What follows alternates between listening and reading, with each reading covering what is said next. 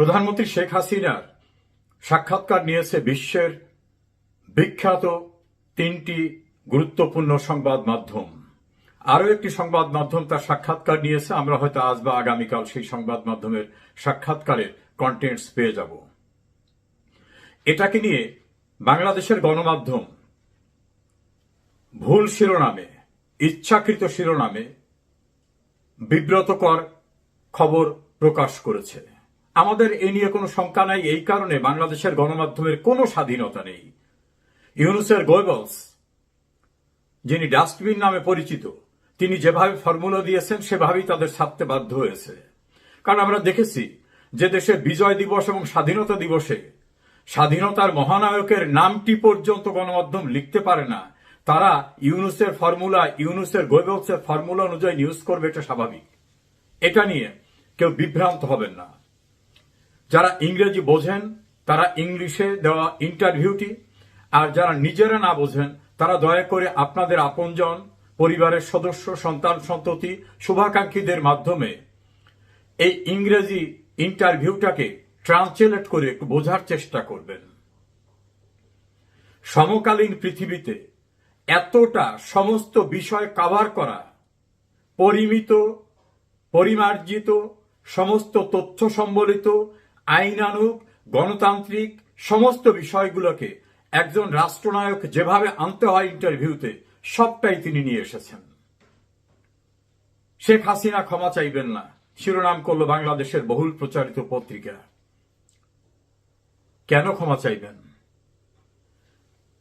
War crime ট্রাইব্যুনালে বলা হচ্ছে শেখ হাসিনা সব অপরাধ করছেন, আর বাইরের থেকে তিনি বলবেন যে আমি ক্ষমা চাই।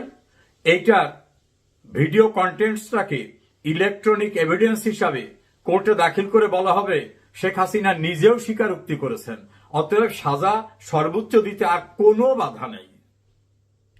শেখ হাসিনাকে কি এরকমই মনে হয়? প্রায় ৬০ বছরের কাছাকাছি তিনি রাজনীতির সঙ্গে সম্পৃক্ত। আওয়ামী লীগের সভানেত্রীর দায়িত্বই পালন করছেন তিনি ৪৪ বছর। সরকার এবং বিরোধী দলে তার দায়িত্ব পালনের পরিসর অনেক লম্বা। পরিবার থেকে রাজনীতি শিখেছেন, নিজে রাজনীতি করেছেন। ছাত্র জীবনে ঢাকার উল্লেখযোগ্য একটি কলেজের নির্বাচিত ছাত্র সংসদের ভিপি ছিলেন। দয়া করে স্বামী বা বাবার অজুহাতে এসে রাজনীতিতে দাঁড়ান নাই তিনি। ফলে কি বলতে হয় ইন্টারভিউতে, কি কি বিষয় নিয়ে আসতে হয়, তিনি সবটুকু নিয়ে এসেছেন। তিনি কোনো মিথ্যাচার করেননি, তিনি দায় অস্বীকার করেননি। তিনি বলছেন যে তার যে কমন রেসপন্সিবিলিটিস, সেটাকে তিনি অস্বীকার করেননি। রাষ্ট্র পরিচালনা করতে গিয়ে যেটা করতে হয় সেটা তিনি করেছেন। সেই প্রসঙ্গ নিয়ে আজ আপনাদের সঙ্গে কথা বলছি। শেখ হাসিনা গণতান্ত্রিক উপায়ে নির্বাচিত সরকার প্রধান। সংবিধান অনুসারে রাষ্ট্র পরিচালনার দায়িত্ব তার। সংবিধানে বলা হয়েছে মানুষের জীবন ও সম্পদ, শুধু মানুষের না, রাষ্ট্রের সবকিছুর রক্ষার সাংবিধানিক দায়িত্ব রাষ্ট্রের। রাষ্ট্রের পক্ষেটা কে করবে? সরকার করবে। সরকারকে নির্বাচিত প্রতিনিধি এবং তাদের অধীনে যে সকল বিভিন্ন প্রতিষ্ঠান, সরকারি কর্মচারী, সরকারি বিভিন্ন ডিপার্টমেন্ট কাজ করে থাকেন, তাদের মধ্য থেকে এটা হবে। রাষ্ট্রের, সরকারের, মানুষের জীবন এবং সম্পদ রক্ষার সাংবিধানিক দায়িত্ব সরকারের। একটা স্কুলের বেঞ্চ রক্ষার দায়িত্ব সরকারের। পদ্মা সেতু রক্ষার দায়িত্ব সরকারের। অর্ডিনারি রাম রহিমের সম্পদ এবং জীবনের নিরাপত্তা নিশ্চিত করার দায়িত্ব সরকারের। এটা ফান্ডামেন্টাল রেসপন্সিবিলিটিস, এটা মৌলিক দায়িত্ব সরকারের। একটি নির্বাচিত সরকারকে উচ্ছেদের জন্য আত্মস্বীকৃত মেটিকুলাস ডিজাইন, আত্মস্বীকৃত এই কারণে বললাম, ডক্টর ইউনূস তো নিজেই ক্লিন্টন ফাউন্ডেশনে বলেছেন হঠাৎ কিছু ঘটে নাই, আমরা মেটিকুলাস ডিজাইন করে এটা করেছি। ইউনূসের যে সিপাহসালাররা তারাও বলেছেন যে হ্যাঁ আমরা পুলিশ মেরেছি, আমরা মেট্রো রেল, পদ্মা সেতু, আমরা টেলিভিশন ভবন হামলা করেছি। এমন বলেছেন যে আমরা যদি পুলিশকে না মারতাম, হত্যা না করতাম, তাহলে কি আন্দোলন সফল হতো? 5 তারিখে সফল না হলে আমরা অস্ত্র তুলে নিতাম। এগুলো তো ওপেন কনফেশনাল স্টেটমেন্ট, এটা প্রকাশ্য স্বীকারোক্তি, এটা প্রকাশ্য অপরাধের দায় স্বীকার। এভাবে তারা শেখ হাসিনার গণতান্ত্রিক সরকারকে সংবিধান লঙ্ঘন করে উচ্ছেদের যে প্রক্রিয়া করেছিলেন, সেখানে যে সহিংসতা করেছিল, সেই সহিংসতায় একটা উদাহরণ দিয়ে বলি, 450 থানা আক্রমণ করা হলো। সিরাজগঞ্জের একটি থানায় 13 জন পুলিশকে আটকে মেরে পুড়িয়ে নির্মম বর্বরচিত নারকীয় নৃশংসতা ঘটনা যারা ঘটালো, তাদের প্রতিরোধ করতে পুলিশ, আর্মি, র্যাব, বিজিবি অথবা সরকারি অন্যান্য দায়িত্বে যারা ছিলেন, তারা তাদেরকে ঠেকাবার জন্য ব্যবস্থা নেবেন না? নাকি বসে থাকবেন? নাকি তারা ললিপপ চকলেট চুষবেন? আইন কি বলছে? আইন বলছে আমি একজন পুলিশ, আমি রাষ্ট্রীয় দায়িত্বে আছি, আমি একজন নাগরিক, আমি স্বাভাবিক জীবনে আছি।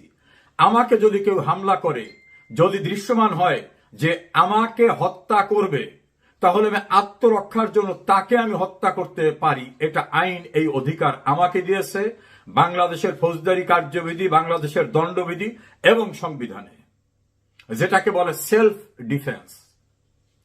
তো যে পুলিশের সদস্যরা, র্যাবের সদস্যরা, বিজিবির সদস্যরা, আনসার সদস্যরা, আর্মির সদস্যরা আইন শৃঙ্খলা রক্ষার দায়িত্বে রাষ্ট্রীয়ভাবে নিয়োজিত ছিলেন, তিনি রাষ্ট্র দ্বারা নিয়োজিত ছিলেন। এই রাষ্ট্রীয় দ্বারা নিয়োজিত অর্থাৎ তিনি অফিসিয়ালি লফুলি ডিপ্লয়েড ছিলেন। তিনি যখন দেখবেন যে তাকে মারা হচ্ছে, সাধারণ নাগরিককে মারা হচ্ছে,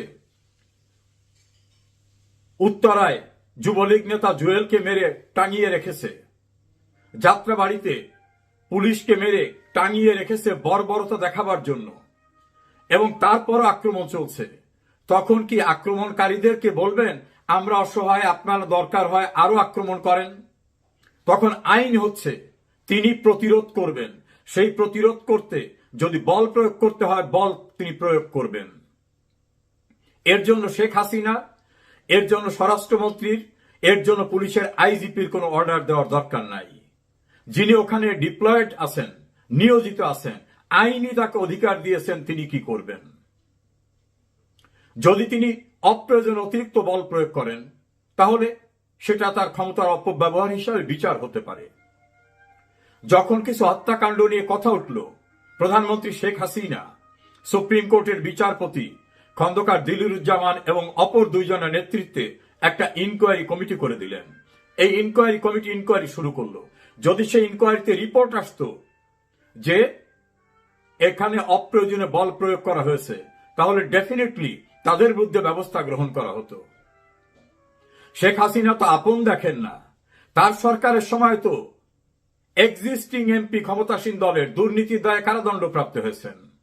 তার সরকারের প্রভাবশালী একজন সাবেক মন্ত্রীর জামাতা অপরাধের সঙ্গে জড়িত ছিলেন, সেনাবাহিনীর কর্মকর্তা ছিলেন, তার তো মৃত্যুদণ্ড হয়েছে।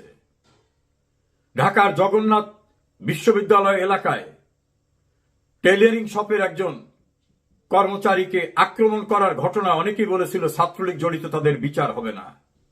শেখ হাসিনা সরকার দেখিয়েছেন বিচার হয়েছে, মৃত্যুদণ্ড হয়েছে তাদের। শেখ হাসিনা তো ছাড় দিতেন না। তাহলে সেই ইনকোয়ারি কমিটির ইনকোয়ারি আসার সুযোগ দেওয়া হলো না। তাদের যে দাবি ছিল কোটার বিষয়টা নিষ্পত্তি হয়ে গেল, তারপরও তাকে উচ্ছেদ করতে হবে। অর্থাৎ টার্গেটটা হচ্ছে শেখ হাসিনা। ছাত্র শিবিরের সাবেক নেতা স্পষ্ট করে বলছেন যে আমাদের মূল টার্গেট গণভবন ছিল না, আমাদের টার্গেট ছিল শেখ হাসিনা। আর এটা কোনো বিপ্লব ছিল না। ডক্টর ইউনূস ক্লিন্টন ফাউন্ডেশনে যে বক্তব্য রেখেছেন, সেখানে তিনি যাকে এই সমস্ত ঘটনার মাস্টার মাইন্ড হিসাবে, মূল প্ল্যানারের যে এক্সিকিউশনের মূল ব্যক্তি হিসাবে তুলে ধরেছিলেন, এখন তথ্য সম্প্রচার উপদেষ্টা, তিনি পরিষ্কারভাবে বলছেন ওটা কোনো বিপ্লব ছিল না, কোনো আন্দোলন ছিল না। মাহফুজ বলছেন এটা ক্ষমতা পরিবর্তনের, রিজিম পরিবর্তনের একটা ষড়যন্ত্র ছিল।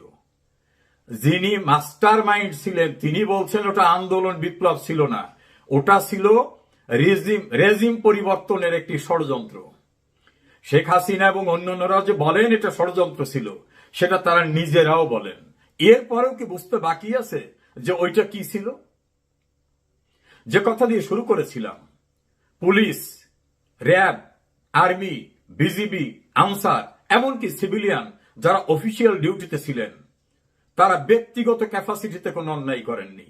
তারা রাষ্ট্রীয় দায়িত্ব রক্ষা করতে গিয়ে, রাষ্ট্রের এবং নাগরিকের জীবন সম্পত্তি রক্ষা করতে গিয়ে তারা যদি ফোর্স অ্যাপ্লাই করে থাকেন, তাহলে সেটা আত্মরক্ষার জন্য সেলফ ডিফেন্স হিসাবে বিবেচিত হবে। আচ্ছা, ধরে নিন তারা অপ্রয়োজনে গুলি করছে, তাহলে সেই হত্যাকাণ্ড নিয়েও মামলা হবে। মামলা হওয়ার পরে আমাদের আইনে কি বলছে, যে কোনো ঘটনার যদি দুইটা ভার্সন আসে, দুইটা ব্যাখ্যা আসে, একটা লোক মারা গেছে উদাহরণ হিসেবে বলি, এক পক্ষ বললো যে ভাইরা মেরেছে, আর এক পক্ষ বললো না ওর শ্বশুর বাড়ির লোকরা ওকে মেরেছে, তখন আইন কি? আইন হচ্ছে দুটি মামলা হবে, দুইটি মামলা সাইমালটেনিয়াসলি ট্রায়াল হবে, অর্থাৎ পাশাপাশি বিচার হবে। কোর্ট নির্ধারণ করবেন যে প্রকৃত পক্ষে কে মেরেছে। জুলাই আগস্টের সহিংসতার ঘটনায় পুলিশ এবং অন্যান্য যারা মারা গেছে তাদের হত্যাকাণ্ডের বিচার হবে না, এই যে চিঠিটা দেওয়া হলো ইউনূস সরকার থেকে, এটাই তো অবৈধ। এটার দ্বারা তো প্রমাণিত হয় যে খুনিদের বাঁচাবার জন্য এটা নেওয়া হয়েছে। না হলে দুইটাই বিচারে যাবে। পুলিশ যদি অন্য কাউকে অন্যায়ভাবে মারে, বিচারে যদি সাব্যস্ত হয় যে না এখানে পুলিশের এই গুলি চালাবার দরকার ছিল না, তারা অন্যায় করেছে, তাহলে অবশ্যই তারা দণ্ডিত হবে। আর যদি প্রমাণিত হয় যে ওই সিচুয়েশনে পুলিশ গুলি করা ছাড়া কোনো বিকল্প ছিল না, তাহলে পুলিশ ওই যে সেলফ ডিফেন্স, আত্মরক্ষায় পুলিশ পরিত্রাণ পাবে। পুলিশের আইজিপি, সাবেক একাধিক মেট্রোপলিটন পুলিশ কমিশনার, অনেক গুরুত্বপূর্ণ অফিসার সহ কনস্টেবল অফিসাররা কারাগারে। অনেকের আইসিটিতে বিচার হচ্ছে, অনেকের বিরুদ্ধে মামলায় আসামি করে বিচারের প্রক্রিয়া রয়েছে। পুলিশ তার ইন্ডিভিজুয়াল ক্যাপাসিটিতে, ব্যক্তিগত ক্যাপাসিটিতে গিয়ে অপরাধ করেছে। আর্মি, বিজিবি, র্যাব, আনসার কেউই ব্যক্তিগত ক্যাপাসিটিতে কাজ করে না, রাষ্ট্রীয় দায়িত্ব পালন করতে গেছিল। সেটা সাংবিধানিকভাবে তার লফুল অথরিটি নিয়ে তিনি দায়িত্ব পালন করতে গিয়েছিলেন। ফলে তাদেরকে ব্যক্তিগত অপরাধের দায়ে অভিযুক্ত করার আইনগত কোনো ভিত্তি নাই। বরং সকল হত্যাকাণ্ডের বিচার কোর্টে নিয়ে এসে দেখতে হবে পরিস্থিতির কারণে তিনি মেরেছেন নাকি ক্ষমতার অপব্যবহার করে মেরেছেন। যদি অপব্যবহার করে নিশ্চয়ই তার বিচার হবে। এই বিষয়গুলো বিবেচনায় রাখতে হবে। শেখ হাসিনা প্রকাশ্যভাবে বলেছেন আমি দুঃখিত, আমি সমবেথী। ওই ঘটনার সময় তিনি বুক উজাড় করে গুলি নিয়েছেন বলে যে প্রচারণা ব্যাপক আকারে, যদিও তার বাবার ইন্টারভিউটা ডিফারেন্ট, স্নিগ্ধ মুগ্ধদের ফ্যামিলিকে ডেকে এনে তাদেরকে আর্থিক সহায়তা, সহানুভূতি জানিয়েছেন। অন্যান্য যারা ক্ষতিগ্রস্ত তাদের আর্থিক সহায়তা, সহানুভূতি জানিয়েছেন। হসপিটালে গিয়ে ইনজুর্ড যারা তাদেরকে দেখেছেন। রাষ্ট্রীয় প্রতিষ্ঠান ধ্বংস হয়েছে সেখানে তিনি গিয়েছেন। রাষ্ট্রনায়ক হিসাবে, সরকার প্রধান হিসাবে তার উপরে যে অর্পিত দায়িত্ব সেটা তিনি পালন করেছেন। তারপরে ইন্টারভিউতে তিনি বলেছেন আমি দুঃখিত, আমি সমবেথী, আমি করণীয় যেটা সেটা করেছি। আর এজ এ হোল যদি কোথাও কোনো ভুল হয়ে থাকে নিশ্চয়ই সে দায়িত্ব আমার। এখন তিনি দুঃখ প্রকাশ করবেন। গ্রামে একটা খুব খারাপ শব্দ আছে, উচ্চারণ করতে পারলাম না। শেখ হাসিনাকে কি তাই মনে হয় তিনি ফাঁসির রজ্জুতে গলাকে এগিয়ে দেওয়ার জন্য বলবেন হ্যাঁ আপনারা বলছেন আমিই করছি, আমি এখন দুঃখ প্রকাশ করে বলতেছি যে আমি ক্ষমা চাচ্ছি। তিনি কনফেশনাল স্টেটমেন্ট দেবেন। শেখ হাসিনাকে খুন করতে বলেছেন, তিনি কি হুকুম দিয়েছেন? তাছাড়া রাষ্ট্রের আইন শৃঙ্খলা সম্পদ রক্ষার জন্য সরকার প্রধান হিসাবে তিনি সকলকে অর্পিত দায়িত্ব পালন করতে বলবেন, এটাই স্বাভাবিক, এটাই আইন, এটাই নিয়ম। আপনাকে ভুলে গেছেন জিয়াউর রহমানের সময় 1979 সালের 6 এপ্রিল পর্যন্ত প্রতিনিয়ত প্রতিদিন মার্শাল্লাহ কারফিউ দিয়ে রাষ্ট্র শাসন করার মধ্যে কি পরিমাণে সোলজারদের, অফিসারদের নির্মমভাবে হত্যা করা হয়েছিল কোর্ট মার্শালের নামে, ভুলে গেছেন? এরকম ঘটনা অসংখ্য আছে। শেখ হাসিনার ইন্টারভিউ যারা পড়েন নাই, পড়ে দেখবেন এই ইন্টারভিউর ভিতরে তিনি সমস্ত তথ্যপত্র, সমস্ত কিছু উল্লেখ করেছেন। সমকালীন ইতিহাসে ডক্টর ইউনুস লন্ডনের চাথাম হাউস ইন্টারভিউ দিতে এসে বলে ফেললেন, ভোটারদের জন্য কিছু রাখবো না, ও টাকা খেয়ে দিক ওদিক চলে যায়। তুমি কে? তোমাকে কে দিয়েছে authority? Under what provision of law? Sheikh হাসিনার ইন্টারভিউ নিয়ে যারা বিভ্রান্তি ছড়াচ্ছেন, যারা বলেন তিনি ক্ষমা চাননি কেন, যারা বলেন পুলিশ অন্যায় করেছে, বিচার করতে হবে, তারা দয়া করে আমার এই কথাগুলোকে আইন এবং বাস্তবতার নিরিখে বিবেচনা করে দেখবেন। দায়িত্ব পালনরত ব্যক্তি দায়িত্বের অধীনে যদি কিছু করে থাকে, সেটা তার আইনানুগ প্রক্রিয়ায় করেছে কি করে নাই, সেটা বিচারের মাধ্যমে বেরোতে হবে। কিন্তু তাদের হত্যাকাণ্ডের বিচার হবে না, এই বর্বর, চিত, নৃশংস, নারকীয়, কালো সিদ্ধান্ত দিয়ে তাদের রক্ষা করা যাবে না। বঙ্গবন্ধুর খুনিদেরও রক্ষা করা যায়নি। প্রিয় দর্শক শ্রোতা, ভালো থাকবেন।